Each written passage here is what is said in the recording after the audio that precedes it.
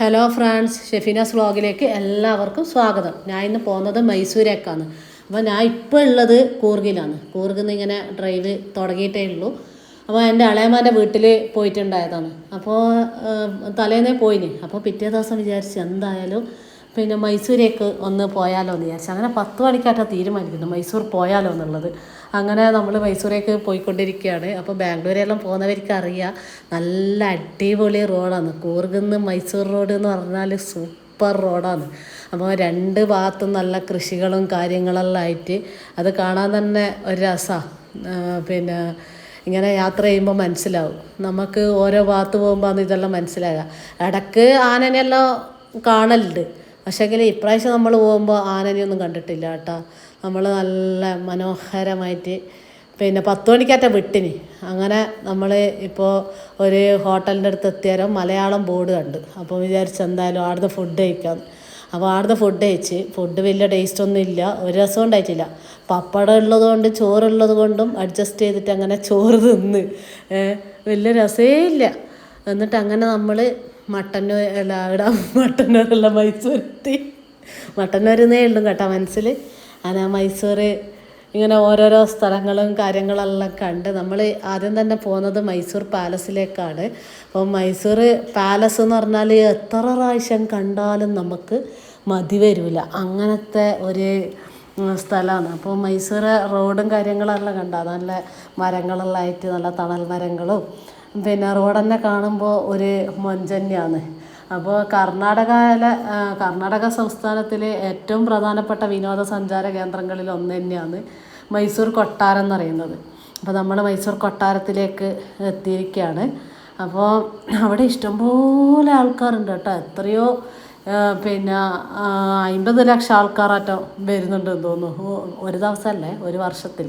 അങ്ങനെ അത്രയും ആൾക്കാരുള്ള ഒരു പിന്നെ വരുന്ന കൊട്ടാരം തന്നെയാണ് മൈസൂർ കൊട്ടാരം എന്ന് പറയുന്നത്. അപ്പോൾ അതിൻ്റെ എൻട്രൻസ് ഫീസ് 100 രൂപയാണ് ഒരാൾക്ക്. അപ്പോൾ കുട്ടികൾക്ക് കുറച്ച് കുറവുണ്ട്. അങ്ങനെ ഈ ഒരു കൊട്ടാരത്തിൽ തന്നെ പിന്നെ കുറേ ക്ഷേത്രങ്ങളുണ്ട്. പിന്നെ കൊട്ടാരം തന്നെ കാണാനെന്ന് പറഞ്ഞാൽ വളരെ മുഞ്ചുള്ളൊരു കൊട്ടാരമാണ്. നിങ്ങൾക്ക് കണ്ടാൽ തന്നെ മനസ്സിലാവും. താജ്മഹൽ കഴിഞ്ഞാൽ ഏറ്റവും കൂടുതൽ വിനോദസഞ്ചാരികൾ വരുന്ന ഒരു നിർമ്മിതിയാണ് മൈസൂർ കൊട്ടാരം എന്ന് പറയുന്നത്. അപ്പോൾ മൈസൂർ കൊട്ടാരം പിന്നെ 14-ാം നൂറ്റാണ്ടിലാണ് വോഡയാർ രാജവംശം ഈ കൊട്ടാരം നിർമ്മിച്ചത്. പിന്നീട് ഈ കൊട്ടാരത്തിൽ കുറേ മാറ്റങ്ങളെല്ലാം വരുത്തി. അതിലിടക്ക് പിന്നെ ടിപ്പു സുൽത്താൻ പിടിച്ചെടുത്തിരുന്നു ഈ ഒരു കൊട്ടാരം എന്ന് പറയുന്നത്. ടിപ്പു സുൽത്താൻ്റെ മരണശേഷം വീണ്ടും വോഡയാർ രാജവംശത്തിലേക്ക് ഈ ഒരു കൊട്ടാരം എത്തിപ്പെട്ടു. അങ്ങനെ പല പ്രാവശ്യം രൂപമാറ്റം സംഭവിച്ചിട്ടാണ് ഇന്ന് കാണുന്ന ഇത്രയും മനോഹരമായിട്ടുള്ള ഈ ഒരു പാലസ് ഉണ്ടാക്കിയിട്ടുള്ളത്. നമ്മൾ എൻട്രൻസിലെത്തി. ഇപ്പം നമ്മൾ പിന്നെ ഞാൻ പറഞ്ഞില്ല 10 മണിക്കാന്ന് അവിടുന്ന് വിട്ടിന് തന്നെ. അപ്പം ചോറും എല്ലാം കഴിച്ച് ഒരു 3:30 മണിയായിട്ടായിട്ടുണ്ടാവും ഇവിടെ എത്തുമ്പോൾ. അന്നേരമുള്ള ആ ഒരു പാലസിലെ തിരക്ക് നോക്കിയാട്ടെ, എന്തൊരു തിരക്കാന്നാ. അത്രയും ആൾക്കാർ പിന്നെ സന്ദർശിക്കുന്ന ഒരു സ്ഥലമാണ് മൈസൂർ പാലസ് എന്ന് പറയുന്നത്. അപ്പോൾ ഇവിടെ ക്ലോക്ക് റൂമിൽ ചെരുപ്പ് അയച്ചു വെക്കണം, ഉള്ളിൽ ചെരുപ്പിടാൻ പാടില്ല. അങ്ങനെ നമ്മൾ അവിടെ ചെരുപ്പൊക്കെ അയച്ചു വെച്ച് നമ്മൾ ഉള്ളിലോട്ട് കയറുകയാണ്. ശരിക്ക് പിന്നെ പണ്ട് കാലത്ത് എന്ന് പറഞ്ഞാൽ മിഷനറീസ് കാര്യങ്ങൾ അങ്ങനെയൊന്നും ഇല്ല. അപ്പോൾ ആൾക്കാർ കൊത്തുപണിയെടുത്തിട്ടും അങ്ങനെയും എല്ലാമാണ് ഈ ഒരു കൊട്ടാരം ഇത്രയും മനോഹരമായിട്ട് നിർമ്മിച്ചിട്ടുള്ളത്. ശരിക്കും പറഞ്ഞാൽ എന്ത് രസമാണ് ആ ഒരു കൊട്ടാരത്തിൻ്റെ ആ ഒരു പിന്നെ ചിത്രകലയായാലും. അങ്ങനെ രാജാ രവിവർമ്മൻ്റെ ഒരുപാട് ചിത്രങ്ങൾ ഈ ഒരു കൊട്ടാരത്തിലുണ്ട്. അങ്ങനെ പിന്നെ അതിൻ്റെ തൂണുകളും കാര്യങ്ങളും ഒക്കെ കാണുമ്പോൾ ഭയങ്കര രസമാണ്. പക്ഷെ എനിക്ക് ഈ കൊട്ടാരമായിട്ട് നാഗവല്ലിക്ക് യാതൊരു ബന്ധമില്ല. പക്ഷെ ഞങ്ങൾക്ക് ഈ കൊട്ടാരത്തൊക്കെ വരുമ്പോൾ നാഗവല്ലിനെല്ലാം അങ്ങ് ഓർമ്മ വരും. അതെന്തിട്ടാണ് നമുക്ക് അറിഞ്ഞൂടെ. പിന്നെ ചെറുപ്പത്തിൽ ഞാൻ പിന്നെ പറഞ്ഞില്ല, കർണാടകയിൽ ഉപ്പാക്ക് ഷോപ്പ് ഉണ്ടായിരുന്നു. അപ്പോൾ നമ്മൾ ഈ ഒരു പിന്നെ ദസറേൻ്റെ ടൈമിലെല്ലാം ഇവിടെ വരുത്തുന്നുണ്ട്. ദസറക്ക് എന്ന് പറഞ്ഞാൽ ആ 1 ലക്ഷം ബൾബാറ്റാണ് ഈ കൊട്ടാരത്തിൻ്റെ പുറത്തുള്ളത്. ആ 1 ലക്ഷം ബൾബും പിന്നെ വ്യത്യസ്ത തരത്തിലുള്ള ആ 1,00,000 ബൾബ് അങ്ങ് കത്തിക്കും. അന്നേരം ഒരു മൊഞ്ച് തന്നെയാണ്. പിന്നെ ഇവിടെ ഭരിച്ചിരുന്ന രാജാക്കന്മാരുടെയും രാജ്ഞിയുടെയും എല്ലാം ഫോട്ടോസും കാര്യങ്ങളും പിന്നെ എല്ലാം ഈ ഒരു കൊട്ടാരത്തിലുണ്ട്. ഇവരെ പിന്നെ രാജാവ് ഡ്രസ്സ്, രാജാവിൻ്റെ വസ്ത്രങ്ങൾ, രാജ്ഞി ഉപയോഗിച്ച ആഭരണങ്ങൾ, അങ്ങനെ എല്ലാ കാര്യങ്ങളും പിന്നെ ഈ ഒരു കൊട്ടാരത്തിലുണ്ട്. ഇപ്പോൾ ഈ ഒരു കൊട്ടാരത്തിലെ ആൾക്കാരുടെ തിരക്ക് എന്ന് പറഞ്ഞാൽ ഭയങ്കര തിരക്ക് തന്നെയാണ്. പിന്നെ താജ്മഹൽ കഴിഞ്ഞാൽ രണ്ടാമത്തെ ഒരു നിർമ്മിതിയാണ്, ആൾക്കാർ സന്ദർശിക്കുന്ന ഒരു നിർമ്മിതിയാണ് ശരിക്കും പിന്നെ ഈ ഒരു കൊട്ടാരം എന്ന് പറയുന്നത്. പിന്നെ മൈസൂർ കൊട്ടാരം കാണാത്തവരെല്ലാം എന്തായാലും കാണണം കേട്ടോ. എന്തായാലും എല്ലാവരും കണ്ടിട്ടുണ്ടാവും. പിന്നെ ഇതൊക്കെ ഇവരെ ആഭരണപ്പെട്ടികൾ, അങ്ങനെ ഇങ്ങനെ എല്ലാം മ്യൂസിയത്തിൽ നമുക്ക് കാണാൻ പറ്റും. അങ്ങനെ പിന്നെ എല്ലാ ആൾക്കാർക്ക് കാണേണ്ട രൂപത്തിലാണ് ഇതിൽ ഇവിടെ സഞ്ചരിക്കുമ്പോൾ. അങ്ങനെ ഇതൊക്കെ എന്ന് പറയുന്നത് ഇതിന് തന്നെ കുറേ ഹാളുകൾ കാര്യങ്ങളൊക്കെ ഉണ്ട് കേട്ടോ. ദർബാർ ഹാള്, കല്യാണ ഹാള്, അങ്ങനെ ഇങ്ങനെയെന്നെല്ലാം പറഞ്ഞിട്ട് കുറേ ഹാളുകളുണ്ട്. ഈ ഒരു കൊട്ടാരത്തിൻ്റെ ഭംഗി എന്ന് പറയുന്നത് ഇതിൻ്റെ തൂണുകളായിക്കോട്ടെ, ഇതിൻ്റെ സീലിംഗ് ആയിക്കോട്ടെ, ഇതിലുള്ള ബൾബുകളായിക്കോട്ടെ, ഇതിൻ്റെ എന്താ പറയണ്ടേ ജനലുകളായിക്കോട്ടെ, വാതിലായിക്കോട്ടെ, ഗേറ്റ് ആയിക്കോട്ടെ, എല്ലാം എന്ന് പറഞ്ഞാൽ സൂപ്പർ എന്ന് പറഞ്ഞാൽ സൂപ്പറാണ്. അപ്പോൾ ഈ ഒരു പണ്ട് കാലത്ത് ഇത്രയും നല്ല രീതിയിൽ ഈ ഒരു കാര്യം ചെയ്യാന്ന് പറഞ്ഞാൽ, പിന്നെ ഈ കൊട്ടാരത്തിൽ ലിഫ്റ്റൊക്കെ ഉണ്ട് കേട്ടോ. പിന്നെ തൂക്കിക്കൊല്ലുന്ന സ്ഥലം, അങ്ങനെ എന്തെല്ലാം ഉണ്ട്. ഇപ്പോൾ ഇത് കാണുന്നില്ലേ, പിന്നെ മരത്തിൻ്റെ കൊത്തുപണികളാണ്, അങ്ങനെ ചിത്രത്തിൻ്റെ കൊത്തുപണികൾ. പിന്നെ ഒന്നും പറയണ്ട, ഇത് രാജാവിൻ്റെ സിംഹാസനം. പിന്നെ അതിൻ്റെ ഉള്ളിൽ ശരിക്കും ആനക്കൊമ്പുണ്ട്.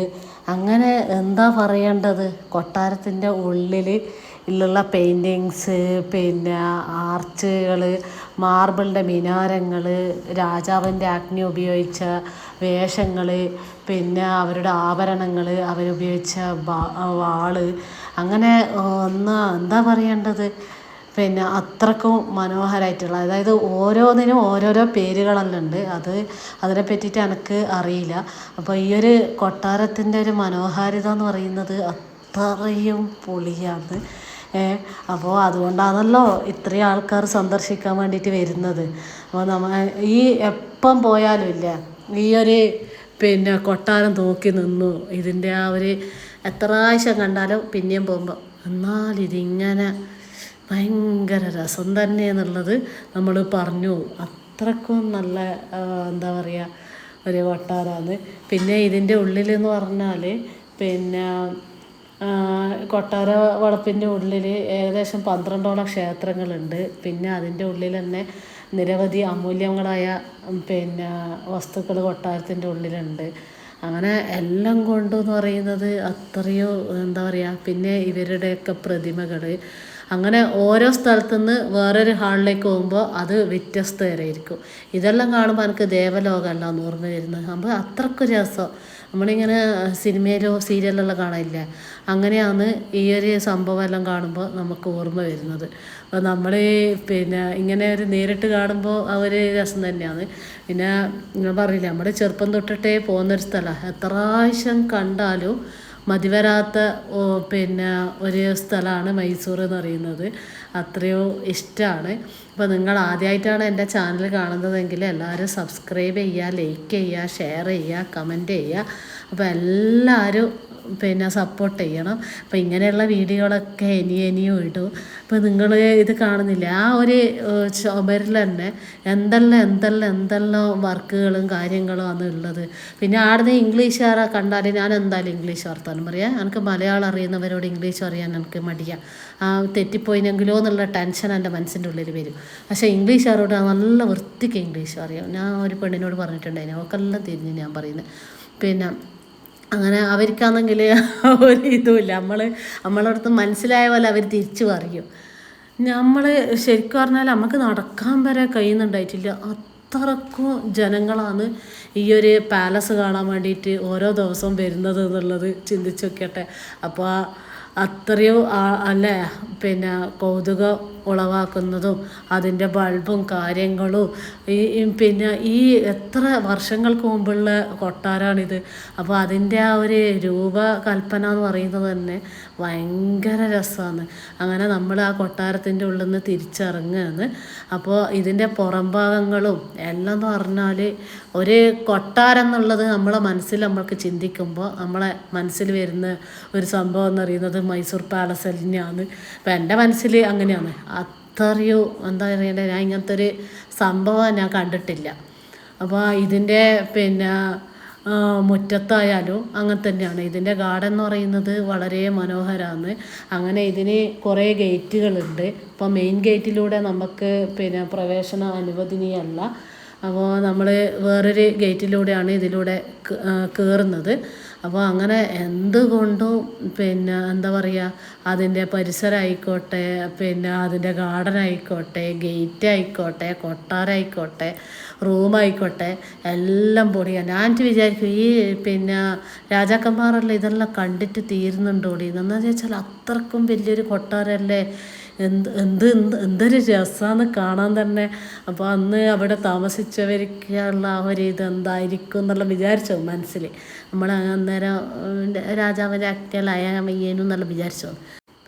അങ്ങനെ നമ്മൾ ചന്തയിലൂടെ നടന്നു പോകുമെന്ന്. അപ്പോൾ നമ്മൾ എത്ര സാധനം വാങ്ങിക്കണ്ടെന്ന് വിചാരിച്ചാലും സാധനത്തിൻ്റെ മൊഞ്ച് കാണുമ്പോൾ നമ്മൾ എന്ത് ചെയ്തു, വാങ്ങിപ്പോവും. പിന്നെ ഇങ്ങനത്തെ മരത്തിൻ്റെ എല്ലാം കാണുമ്പോൾ എന്തായാലും അത് വാങ്ങിപ്പോവുക തന്നെ ചെയ്യും.